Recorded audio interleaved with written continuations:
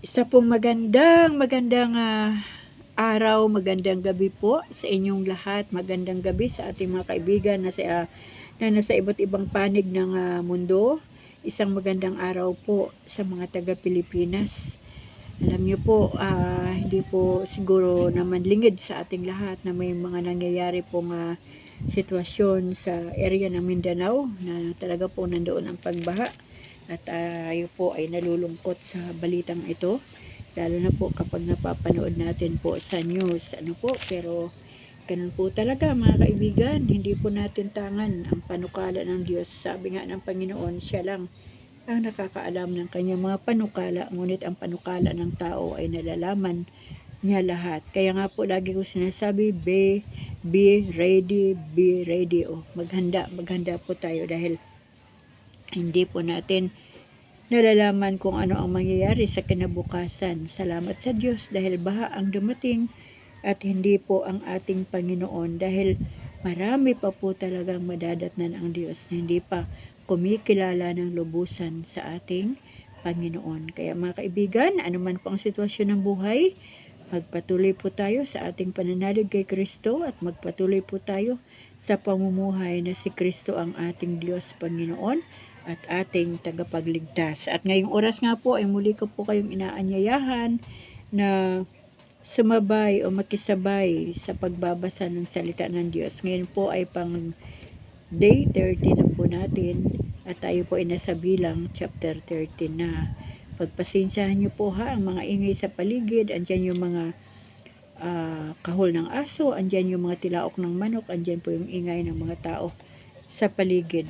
Pero mag-concentrate na lang po tayo mga kaibigan sa salita ng Diyos. Gabayan po tayo, tapat na bayan ng Diyos sa pagbabasa. At tayo po ay patuloy na bigyan ng o maramdaman natin ang presensya ng banal na Espiritu Santo habang tayo po ay nagbabasa upang maunawaan po natin ang salita ng Diyos na ating binabasa. Hindi lamang po yung binabasa natin ngunit hindi natin nauunawaan, kundi hinihiling po natin ito sa Holy Spirit. Nagabayan niya tayo sa pagbabasa at ipaunawa niya sa atin ang salita o mensahe ng ating Panginoon habang tayo ay nagbabasa. Simulan na po natin mga kaibigan, bilang chapter 13 verse 1. Ang title po nito, Sinugo sa Kanaan ang 12 tiktik. Sinabi ni Yahweh kay Moises, piliin mo ang kinikilalang puno ng bawat lipi at patiktikan mo ang Kanaan, ang lupaing ibibigay ko sa inyo.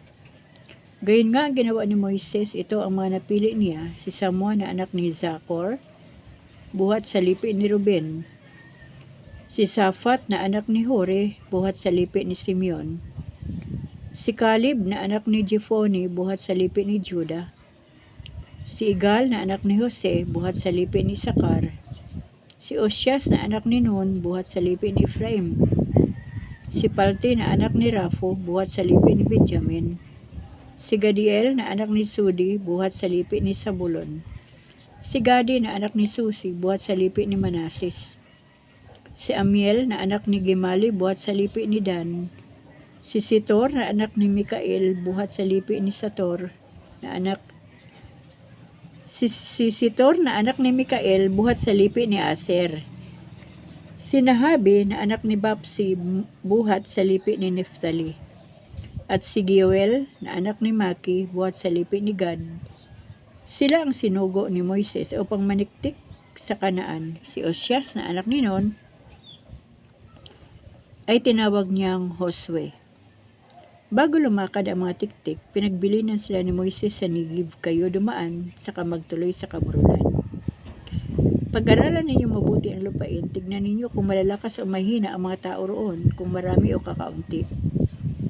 Tignan ninyo kung mainam o hindi ang lupa at kung may matitibay na muog o wala ang mga lungsod. Tignan din ninyo kung mataba o mahina ang mga bukirin doon at kung maraming punong kahoy o wala. Lakasan ninyo ang inyong loob at pagbalik ninyo, magdala kayo ng ilang bungang kahoy. Noon ay panahon ng ubas. Pagdating sa Kanaan, tiningnan ng mga tiktik ang lupain mula sa ilang ng Sin hanggang sa Rehob sa malapit ng Hamat. Umabot sila ng Negib at nakarating ng Hebron at doon natagpuan nila sina Ahiman, Sisay at Talmay na mga anak ni Anak. Ang Hebron ay 7 taon ng lungsod bago ang Zoan, Ehipto. Pagdating nila sa kapatagan ng Iskol, kumuha sila ng isang buwig ng ubas na pinasa ng 2 tao. Nanguha rin sila ng bunga ng granada at igos. Ang lugar na yaon ay tinawag nilang Iskol dahil sa malaking buwig ng ubas na nakuha nila. Pagkaraan ng 40 araw ng paniniktik, umuwi na sila at humarap kina Moises, Aaron at sa buong bayang Israel na natitipo noon sa Paran, Kadis. Inuulat nila ang kanilang nakita at ipinakita ang mga uwi nilang bungang kahoy. Ang sabi nila, nagpunta kami sa lugar na pinatiktikan ninyo sa amin, mainam ang lupaing iyon, saganang-sagana sa lahat ng bagay. Katunayan ang bungang kahoy na kinuha namin doon,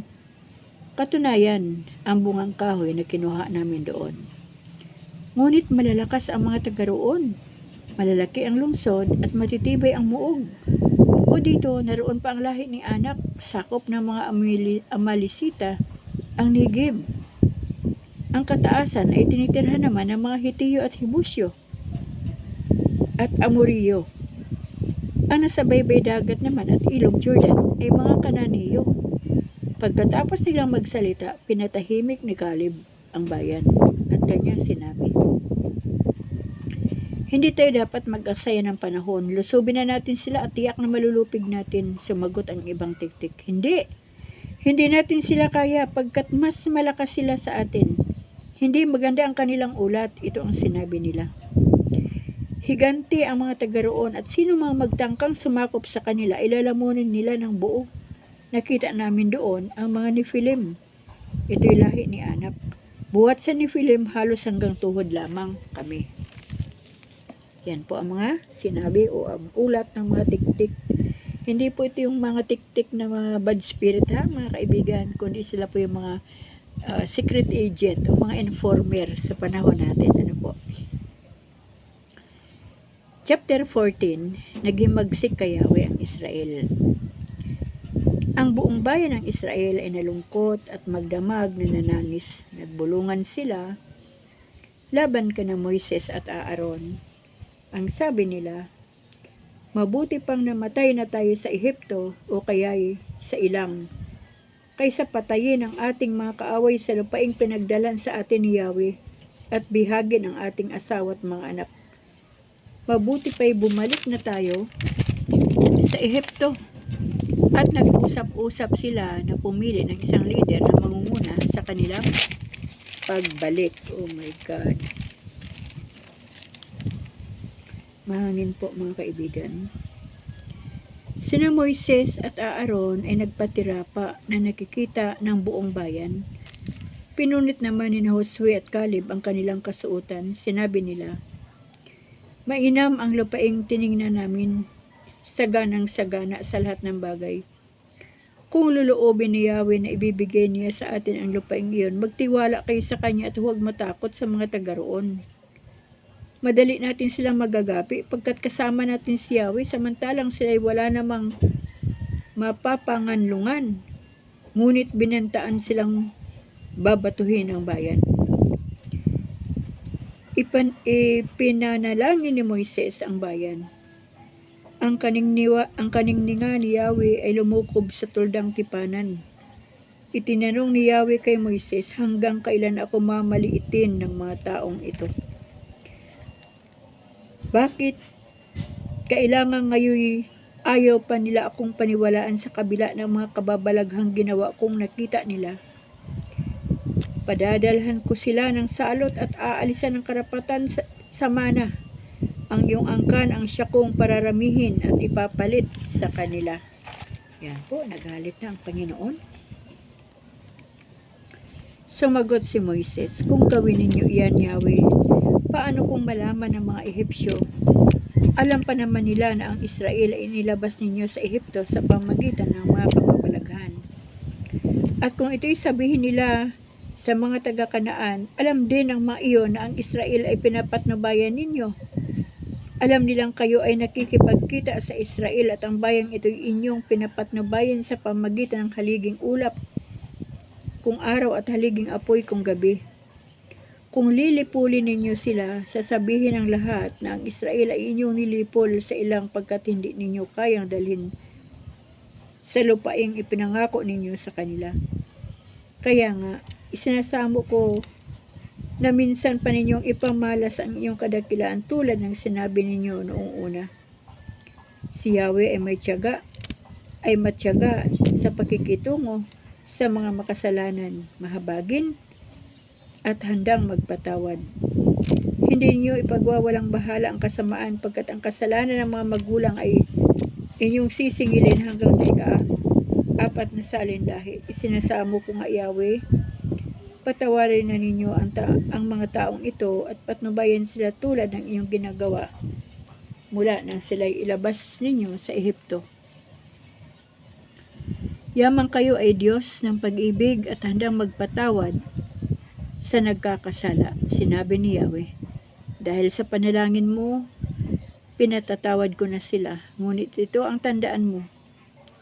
Hanggang ako'y buhay at aking nalulukuban ang mundo, isa man sa mga nakakita ng kababalaghang ginawa ko ay hindi makapapasok sa lupaing ipinangako ko sa inyong mga ninuno. Paulit-ulit nila akong sinusubok, hindi nila ako sinusunod. Ngunit si Caleb ay iba sa kanila, sumunod siya sa akin ng buong tapat, kaya makapapasok sa lupaing yaon, pati ang kanyang angkan. Kaya bukas, magpatuloy kayo sa paglalakbay patungong dagat ng mga tambo. Lumigid kayo sa ilang pagkat ang mga Amoreo at Kananeo ay nasa kapatagan. Ang parusa sa Israel, sinabi ni Yahweh kina Moises at Aaron.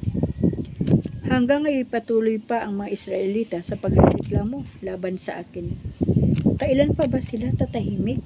Sabihin ninyo sa kanila na ito ang ipinasasabi ko.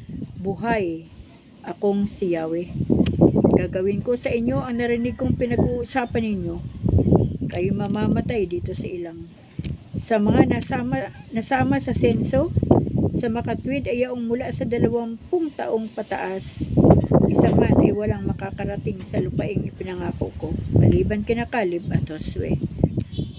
Ang makararating lamang doon ay ang inyong mga anak na sinasabi ninyong mabibihag ng kaaway, sila ang maninirahan doon. Ngunit mamamatay kayo dito sa ilang. Ang mga anak ninyo magpapalaboy-laboy rito sa loob ng 40 taon hanggang hindi kayo namamatay na lahat. Ito ang kabayaran ng inyong kasamaan. Ang 40 araw na paniniktik ninyo sa lupang yaon ay tutumbasan ko ng 40 taon ng pagpapahirap upang madama ninyo ang aking puot sa loob ng panahong iyon. Akong si Yahweh ang may sabi nito at gagawin ko ito sa masamang bayang ito. Mamamatay sila rito sa ilang. Diba mga kaibigan? Nagagalit din talaga ang ating Diyos. Namatay ang 10 tiktik na masama at ang mga tiktik na nagbigay ng masamang ulat na siyang naging dahilan ng kaguluhan sa Israel ay nilipol ni Yahweh sa pamamagitan ng salot, ngunit hindi namatay sina Josue at Caleb. Nalupig sa hurma ang Israel. Lahat ng bilin ni Yahweh sinabi ni Moises sa mga Israelita at sila'y nanangis. Kinaumagahan, nagpunta sila sa ibabaw ng burol, sinabi nila, papunta na kami sa lupaing sinasabi ni Yahweh. Oo, tinatanggap namin kami, nagkasala. Ngunit sinabi ni Moises, bakit pilit ninyong sinusuway si Yahweh? Hindi ba ninyo alam na walang ibubungang mabuti iyang ginagawa ninyo? Huwag na kayong tumuloy. Kapag tumuloy kayo, malulupig kayo ng inyong mga kaaway pagkat di kayo sasamahan ni Yahweh. Ang mga Amalisita at Kananeo ay naroon sa pupuntahan ninyo at tiyak na papatayin nila kayo. Hindi niyo maasahan ang patnubay ni Yahweh pagkat siya ay tinalikdan ninyo. Ngunit nagpatuloy rin sila, bagamat wala sa kanila ang kabanantipan at hindi nila kasama si Moises. At sinalakay sila ng mga Amalisita at mga Kananeo, na nanirahan sa kaburlan, tinugis hanggang sa Horma. Chapter 15. Ang mga tuntunin tungkol sa mga handog, sinabi ni Yahweh kay Moises, ganito ang sabihin mo sa Israel. Pagdating ninyo sa lupaing ibinigay ko sa inyo, maghahandog kayo kay Yahweh. Anumang ihahandog ninyo mula sa inyong mga kawan, maging handog na susunugin, tanging handog bilang panata o kusang handog kung panahon ng pista o tanging pagkakataon, ay lalaki pa ninyo ng handog na pagkain. 4 litro ng punong harinang minasa sa 2 litrong langis. Samahan din ng 2 litrong alak ang bawat kordirong handog upang sunugin. Ang bawat handog na tupang lalaki ay sasamahan ng handog na pagkain. 7 litro ng 7 harinang minasa sa 4 na litrong langis.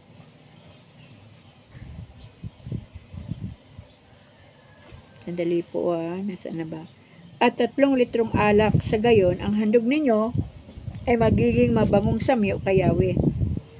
Kung maghahandog kayo ng isang toro upang sunugin o ihain bilang katuparan ng panata, o kaya'y pangkapayapaan, sasamahan naman ito ng 20 litro ng 7 harinang minasa sa mahigit na 3 litrong langis, at ganoon din karaming inumin upang maging karapat-dapat kay Yahweh.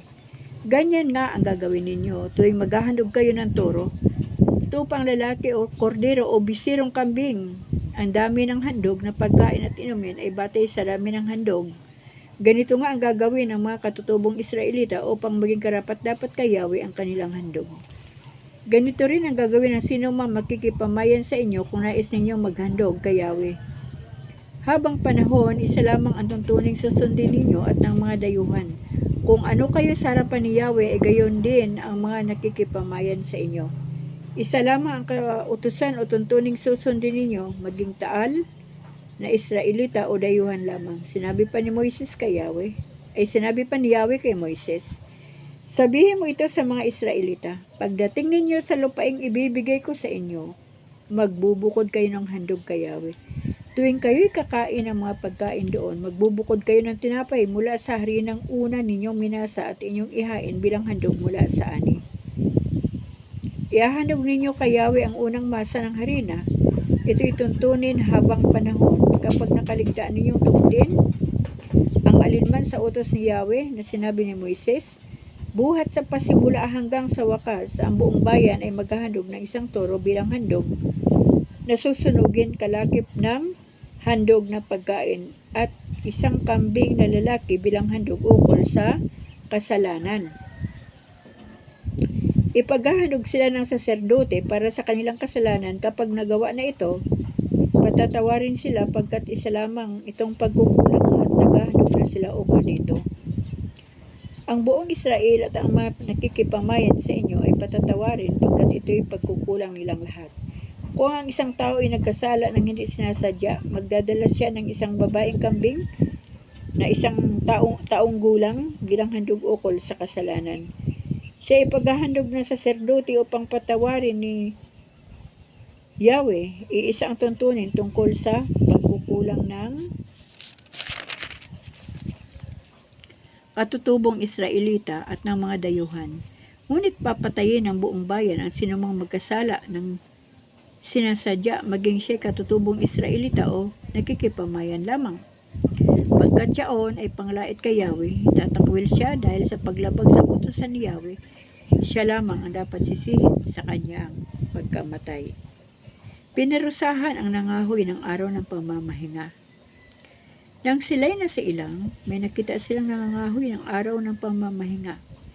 Iniharap nila ito kina Moises, Aaron at sa buong bayan. Siya ikinulong muna hanggang walang tiyak na parusang igagawad sa kanya at sinabi nga ni Yahweh kay Moises, dalhin siya sa labas ng bayan at batuhin ang lahat hanggang mamatay. Gayon nga ang ginawa nila.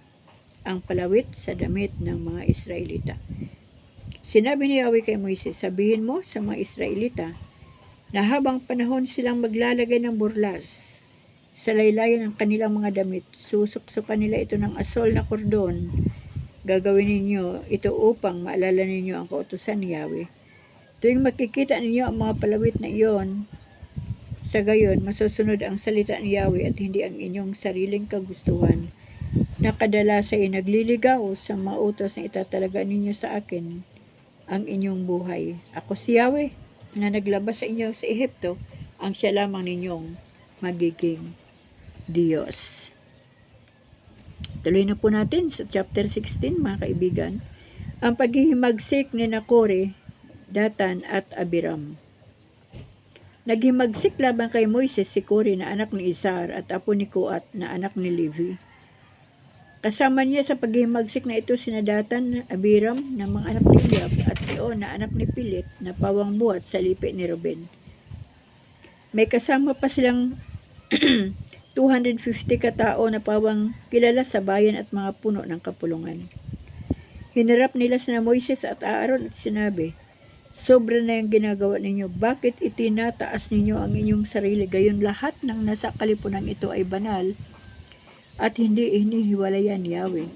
Nang marinig ito ni Moises, siya nagpatira pa sa lupa. Sinabi niya, kina Kore, bukas ang umaga, ipakikilala sa inyo ni Yahweh kung sino ang kanyang hinirang. Kung sino ang piliin niya ay yaon ang makalalapit sa kanya. Ganito ang gawin ninyo, kumuha kayo ng insensaryo bukas at lagyan ninyo ng baga sa harapan ni Yahweh. Sa kalagyan ng kamanyang kung sino ang banal ay siyang pipiliin ni Yahweh. Kayo mga anak ni Levi ang sumusobra.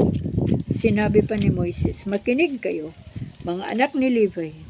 Hindi pa ba kayo nasisiyahan na kayo hinirang ni Yahweh upang maglingkod sa kanya sa tuldang tipanan para sa bayang Israel? Kayong mga Levitay, ibinukod na ni Yahweh upang maglingkod sa harapan niya. Bakit ibig pa ninyong agawin pati ang pagiging saserdote? Dahil sa hangad ninyong iyan, ay nagkakaisa kayo laban kay Yahweh. Sino si Aaron upang inyong paghimagsikan? Sina Datan at Abiram na anak ni Eliab ay ipinatawag ni Moises, ngunit hindi pumunta. Sa halip ay sinabi na, hindi pa sapat sa inyo na kami yung inialis sa lupaing sagana na sa lahat ng bagay upang patayin ang gutom dito sa ilang. Bakit ibig mo pang ikaw ay kilalanin naming Panginoon? Hanggang ngayon hindi mo pa kami nadadala sa lupang sagana sa lahat ng bagay na nabibigyan ng bukirin na aming pinakamana. Akala mo ba'y madadaya mo kami? Hindi kami pupunta dahil dito. Nagalit si Moises at sinabi kay Yahweh, huwag mong pahalagan ang kanilang handog, hindi ko sila kinunan kahit isang asno ni pinagmalabisan. Pagkatapos, hinarap ni Moises si Kore at sinabi, humarap kayo bukas kay Yahweh, ikaw ang iyong 215 kasamahan at si Aaron. Kayo ng mga kasama mo ay magdala ng tigisang insensaryo at magsunog kayo ng kamanyang sa harapan ni Yahweh. Magdadala rin si Aaron ng kanyang insensaryo. Kinabukasan, nagdala nga ng insensaryo at kamanyang at pumunta sa may pintuan ng tuldang tipanan.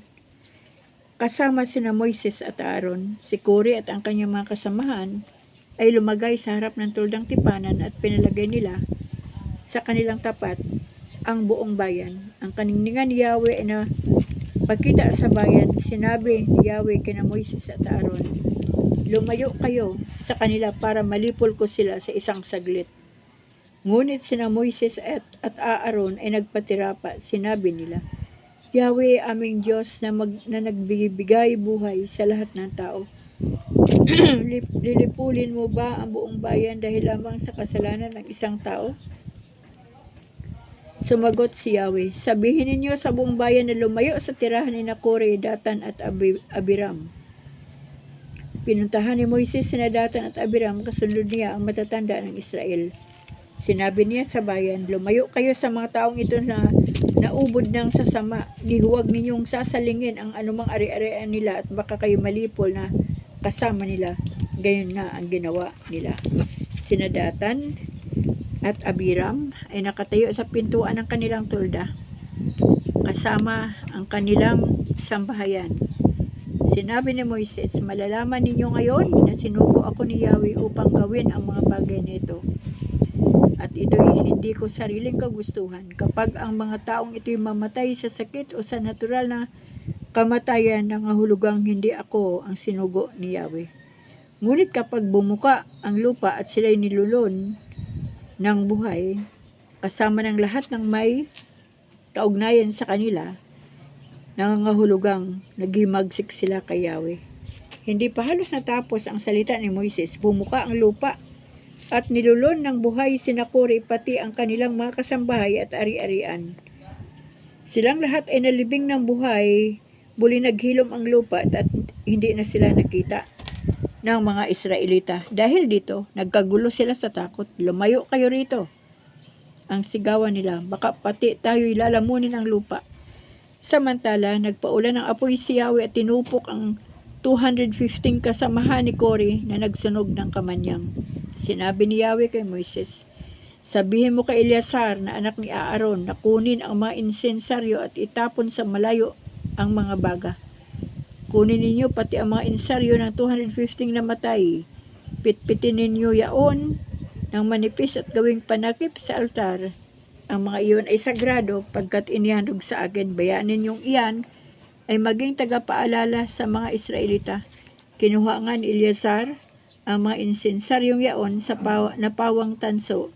Ipinapitpit ng manipis at itinakip sa altar. Sa gayon, laging maaalala ng mga Israelita na ang sino mang hindi saserdote o hindi kabilang sa angka ni Aaron ay di dapat mangahas magsunog ng kamanyang sa harapan ni Yahweh. Baka mapari sila kay Kore at sa mga kasamahan nito. Ang lahat ng ito'y ginawa ni Eleazar ayon sa iniutos ni Yahweh kay Moises. Kinabukasan, nag-usap-usap laban kina Moises at Aaron ang buong bayan. Sabi nila, pinatay ninyo ang mga lingkod ni Yahweh. Sila'y nagkaisa laban kina Moises at Aaron. Ngunit nang lingunin nila ang tuldang tipanan, nagkita nilang nabalot ito ng ulap at lumitaw ang kaningningan ni Yahweh. Sina Moises at Aaron ay lumagay sa may pintuan ng tuldang tipanan. Sinabi sa kanila ni Yahweh, lumayo kayo sa mga taong ito at lilipunin ko sila sa loob ng isang saglit. Sina Moises at Aaron ay nagpatira pa sa lupa. Sinabi ni Moises kay Aaron, madali ka. Kunin mo ang insensaryo mo at magsunog ka ng kamanyang. Pumagitna ka sa bayan at hingi mo sila ng tawad kay Yahweh pagkat kumakalat na ang salot dahil sa kanyang puot. Sinunod ni Aaron ang sinabi ni Moises at patakbo siyang nagtungo sa gitna ng kapulungan. Nang dumating siya roon, marami ng patay. Nagsunog siya agad ng kamanyang at inihingi ng tawad ang mga tao. Pumagitna siya sa mga patay at sa mga buhay at nawala ang salot. Ang namatay sa salot na yaon ay 14,700 bukod pa sa mga namatay na kasama si Kore nang wala na ang salot. Nagbalik kay Moises si Aaron sa may pintuan ng tuldang tipanan. Ayan mga kaibigan, dito po tayo magtatapos sa chapter 16. Bali po ang ating nabasa ngayon ay apat na chapter, 13, 14, 15, at 16. Loobin po ng Panginoon na bukas ay makapagbasa pa po tayo uli sa chapter 17. Napansin niyo ba mga kaibigan na ang Diyos ay nagagalit? At nalalaman ng ating Panginoon lahat ng mga salita, lahat ng laman ng isipan, lahat ng mga bulong-bulungan. Narinig niyang lahat ang ginawa ng mga Israelita. Lalo na kapag pinag-uusapan si Moises at Aaron. At kita nyo rin ba dito mga kaibigan, yung sinabi ng Panginoon, hindi niya pa ba ako kilala? Para bang hindi ka pa rin ba nagtitiwala sa akin sa gitna ng mga ginawa kong kabutihan sa iyo? Lahat ng mga himala ay ginawa ko na para sa kaligtasan niyo, pero bakit parang hindi niyo ako kilala? Ganon po. Mukhang hindi kilala dahil nakakalimutan agad ang mga ginawang kabutihan ng ating Panginoon. At sa atin man pong kapanahunan, kapag inilagay po natin sa literal, ang tao po talaga ay sadyang ganon. At sinasabi rin po dito sa salita ng Diyos, hindi ko lang po maalala kung saan na po yan, pero atin pong papasadahan yan, dadaanan po natin yan, na sinasabi ng Panginoon sa mga Israelita at sa kapanahonan ngayon na lahat ay kanyang nalalaman at kaparusahan po. Yun po ang nakakalungkot doon mga kaibigan. Kaparusahan po ang katumbas sa kasalanan. At nakita nyo rin po ba ang puso ni Moises at ni Aaron? Every time po na lumuhod si Moises at si Aaron, ay nababagbag ang puso ni Yahweh at sinusunod po, tinutugon ang panalangin ni Moises at ni Aaron. Nakakalungkot man pong isipin na yung mga tiktik ay namatay, ngunit kailangan po silang mawala dahil sila po ang nagkakalat para panghinaan ng loob ang mga Israelita. Sa panahon man po natin, marami pong mga tao ang nagbibigay ng mga dahilan o gumagawa ng mga dahilan para panghinaan po tayo ng loob, para po mawala ang ating kalakasan o mawala po ang ating pagtitiwala kay Yahweh. Kaya mga kaibigan, sa hapon pong ito ay marami na naman po tayong nakuha na aral sa ating pinakinggan, nabasa, na salita ng Diyos. Nawa po ay magrema po ito sa ating mga puso't isipan na talaga pong wala pong maililihim kay Yahweh ang tao. Lahat po, iniisip pa lang natin, binubulong-bulong pa lang natin, ay alam na po ng Diyos lahat yan. Kaya salamat sa Panginoon sa kanyang salita dahil ang Diyos po ay napakabuti, ang Diyos po ay hindi nagpapabaya sa atin.